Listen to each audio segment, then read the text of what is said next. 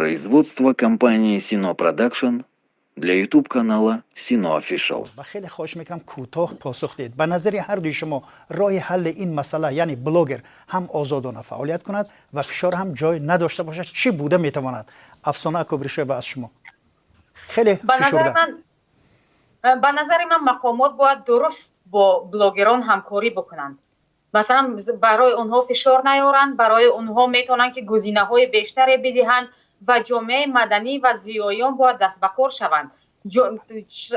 فضای یوتیوب ما باید با چیزهای بسیار خوب پر شود که دیگر مثلا بلاگرانی که میتوانند فکر کردن تا هنوز که تنها راه مشهور شدن دشنام و حقارت هست، دیگر فکر کنن نه، راه مشهور شدن این چیزهای خوبتری است، کانتنت خوبتری است. تشکر. یعنی اگر مثلا بیننده کمتر پیدا بکنن دیگر از اون راهشون برمیگردن.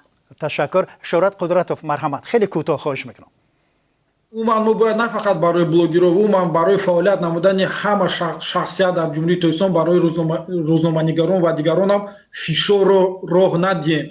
وقتی که ما نسبت بلاگران و دیگر روزنامه‌نگاران فشار میاریم، اونها از این عمل و از این کارشون دست میکشن. برای همین باید در حقیقتا در فعالیت بلاگران آزادی باشد، اما فعالیت اونها باید با تنظیم در آورده شود، چون که ما نباید در وقت برآمدهای خود از دایره چارچوبه قانونگذاری عمل کننده جمهوری تاجیکستان بیرون برویم. تشکر به هر دوی شما و برنامه را در همینجا به پایان میبریم.